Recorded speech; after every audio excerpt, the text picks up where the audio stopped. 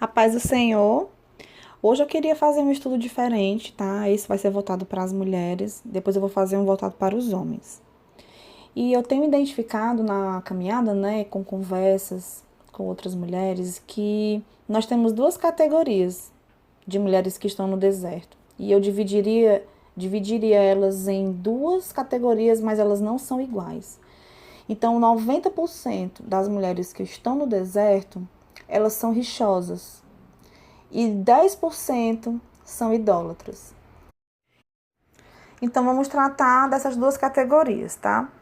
O que fala na palavra a respeito da mulher rixosa, né? Que é a mulher briguenta, que é a mulher amargurada. É isso que trata a mulher rixosa. Em Provérbios 21, em dois versículos, diz assim, no 21:9. Melhor é viver num canto sobre o telhado do que repartir a casa com uma mulher briguenta, né? Ou como uma mulher rixosa.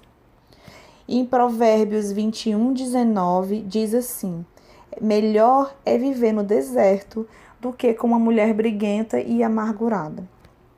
Então aqui a gente pode entender o grande motivo pelo qual os esposos preferem viver no deserto. Eles preferem viver sofrendo, porque se vocês perceberem, os esposos da gente sofrem pra caramba, né, quando eles saem. Por quê? Porque em casa eles têm comida, eles têm casa, eles têm o conforto do lar, por pior que seja, mas ele tem um conforto de chegar em casa com a comida pronta, o conforto de ter sua roupa lavada. Isso quando as mulheres são boas donas de casa, né? Em via de regra são. Tem as exceções também. Mas via de regra, a sua casa funciona normalmente. Tem às vezes uma secretária ou a própria mulher realiza as tarefas de casa e o marido tem uma vida de certa forma confortável. Ele não tem que se preocupar em fazer mercantil, ele não tem que se preocupar em cozinhar, em lavar a sua própria roupa e passar, né? Então eles preferem sofrer essas coisas, não comer sempre fora, quando eles não moram na casa da mãe, né? Então eles precisam se virar, fazer sua própria comida, limpar sua própria casa e ter momentos de solidão. Então, acredito que sair de casa para o homem é muito ruim. Então, mas é preferível para eles saírem e deixarem esse conforto do que dividir a casa com uma mulher briguenta. E é interessante que, assim, por causa do canal, é só o que a gente tem. Então, eu convivo com mulheres rixosas o tempo todo, né? Assim, pelas mensagens do canal, antigamente, quando eu participava dos grupos, era terrível, gente. Misericórdia. E a gente podia entender o que é que os maridos passavam, né? Quando a gente tá vivendo a situação, quando a gente é rixosa, normalmente a gente atrai homens que já são mais passivos. Vocês podem prestar atenção. Geralmente, mulheres rixosas casam com homens mais calmos, mais tranquilos, que não vão bater de frente. Quando isso acontece, quando os dois são rixosos, o casamento dura muito pouco, 1 ano, nem isso às vezes. 1, 2 anos, né? Mas quando o casamento dura mais, é porque a mulher rixosa casou com um homem mais calmo. Mas mesmo esse homem calmo, ele não suporta isso durante muito tempo, né? Uma hora a pessoa vai cansar, uma hora ele vai entender que aquilo não é vida para ele, que ele pode ter paz, mesmo sofrendo as consequências de sair de casa, que são muito sofridas para o homem. Mas mesmo sofrendo todas essas coisas, eles ainda preferem estar no deserto do que na casa com a gente. Então, quando a gente tem a consciência de quem nós somos, é a hora que o Senhor começa a trabalhar em nós.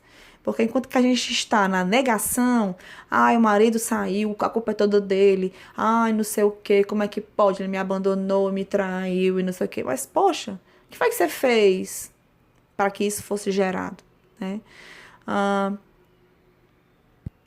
então, assim, o nosso momento do deserto é o nosso momento de constatar o nosso pecado e quem nós somos. A mulher rixosa, ela não é só rixosa. Ela tem vários outros pecados, mas esse pecado da rixa é o mais difícil de ser abandonado. E eu queria falar para vocês porque eu sou rixosa. Então, eu identifico a mulher rixosa na primeira frase que ela escreve, às vezes. Escreve, eu já sei que ela é rixosa. E o meu casamento, mesmo que vocês já conheçam a minha história, né, de eu ter traído, adulterado meu esposo e tudo, mas o meu casamento não terminou por isso. Meu casamento terminou por causa da minha rixa, de anos, né, de muito tempo. Inclusive, quando eu não quis mais o casamento, eu usei a minha rixa para encerrar mesmo a possibilidade de voltar. Eu transformei a minha casa num terror para que meu marido realmente não quisesse voltar. Olha o ponto da cegueira, né? E eu sei que essas lembranças de quem eu era pairam na cabeça dele, mas eu sei que ao mesmo tempo o Senhor também me lembra de quem eu era, para que isso me fere muito, me lembrar quem eu era, e me fere mais ainda por me lembrar que eu ainda sou assim, porque eu ainda não consigo me controlar, porque eu ainda não levo desaforo para casa. Eu estou em processo de transformação. Tem momentos que eu me calo, tem momentos que eu não me calo. E é quando eu caio no pecado da rixa de novo, e aí eu tenho uma constatação de que o meu pecado ainda está lá e que provavelmente o Senhor não vai tirar, para que eu dependa do Senhor todos os dias, porque enquanto eu estiver perto do Senhor, o Senhor vai estar constantemente me transformando. E é por ser uma mulher rixosa que eu identifico vocês. A maioria de vocês são rixosos. E a mulher rixosa, o grande problema, sabe, que é no deserto, é porque antes ela era rixosa quase que o tempo todo com o marido, né, e os filhos. E aí, quando o marido se separa, ela sabe que a arma para ela trazer o marido de volta é não ser mais rixosa com o marido. Então, ela para de ser rixosa com o marido, mas ela continua sendo com a mãe, com os filhos, no trabalho, com os amigos. E aí, no dia a dia dela, ela ainda desenvolve o temperamento forte, e aquilo ainda está lá. Ou seja, quando o marido volta, tudo está do mesmo jeito. Então, se você for rixosa e quer identificar se você está mudando ou não, você precisa avaliar as suas atitudes diante das pessoas que ainda participam da sua vida íntima. Porque é na nossa vida íntima que nós manifestamos mais a nossa rixa. São as pessoas que nós mais amamos, que nós mais ferimos com o nosso temperamento e com o nosso pecado da ira, né? Porque a mulher rixosa tem o pecado da ira. E para avaliar, você não está mais sendo rixosa com o seu marido, mas você ainda é com a sua mãe, você ainda é com seus filhos, você ainda é no seu trabalho. Então você precisa do Senhor desesperadamente, todos os dias. E continuando aqui na lista dos versículos, em Provérbios 27:15, diz assim: a esposa briguenta, né, a mulher rixosa, é como o gotejar constante num dia chuvoso. E esse gotejar constante, ele dá um aspecto de tortura, sabe?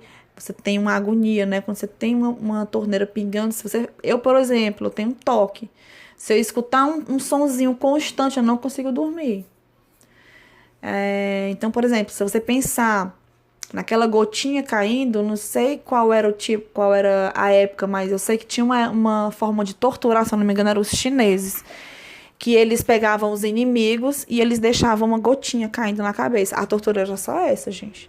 Era uma gotinha caindo, dias e dias, até a pessoa ficar doida, a pessoa ficava louca. Era uma tortura para eles conseguirem, né, assim, a finalidade deles. Então, se tratando dessa tortura, que esse versículo provavelmente foi escrito, é torturante para o marido e para as pessoas que convivem com a mulher rixosa. Aquela rixa todos os dias, ou intermitente, né, um dia sim, 2 dias não. E aquela agonia de esperar a explosão da mulher rixosa, ou aquela mulher que foi traída, né, e não conseguiu perdoar, e viveu amargurada, e constantemente ela estava ferindo o marido com as lembranças. Então, conviver com essa mulher é como passar por momentos de tortura. E lembrar que o meu marido passou por tudo isso é assim... é de quebrar o coração, sabe? E ao mesmo tempo, assim, que você automaticamente se sente injuriada, é normal você se sentir, poxa vida, eu tô aqui buscando o Senhor e tal, mas quando você olha para o que você fez, sabe? Esse processo de se avaliar e pedir que realmente o Espírito Santo nos sonde, ele ao mesmo tempo que é terrível, ele é incrível, porque você vai entendendo os motivos, você vai desprendendo o seu marido, você quase dá razão para ele ter saído de casa, sabe? Eu, no lugar do meu esposo, não teria suportado tanto tempo. Então, a nossa oração é para que o Senhor, ao mesmo tempo que ele nos molde, ao mesmo tempo vá tirando essas lembranças também, né? Da memória do nosso esposo, porque infelizmente eu sei que é isso que ainda está gravado lá. Mas quando as mudanças são genuínas, elas são percebidas, a gente não precisa fazer nada. Muitas pessoas perguntam, como a pessoa vai saber que eu mudei? Você não precisa fazer nenhum esforço, porque as situações serão geradas pelo próprio Deus. Quem tem filhos, como tem esse constante contato, isso aí é natural. Uma hora a pessoa vai perceber quando você não estiver fazendo esforço nenhum. E você mesma vai começar a perceber suas mudanças e vão te deixar feliz. E ao mesmo tempo, com as tuas quedas, vão te mostrar o quanto você ainda precisa do Senhor. E vai precisar dele todo o tempo, até o fim da vida. Porque é o andar com o Senhor que vai controlar a nossa carne. E é o andar com o Senhor que vai desenvolver em nós os frutos do Espírito, né, que nós tanto queremos. E para combater a rixa, os nossos frutos seriam paciência, que é a primeira coisa que nós não temos. E a longanimidade, né, de você realmente respirar e não disparar. Porque geralmente a mulher rixosa, ela é um gatilho, né, muito rápido. E que o Senhor realmente nos dê longanimidade, para que a gente possa suportar os momentos do desejo de querer disparar a nossa rixa. E para finalizar, em Provérbios 12:4 diz assim: a mulher virtuosa é a coroa do marido, mas a que o envergonha é como podridão nos seus ossos.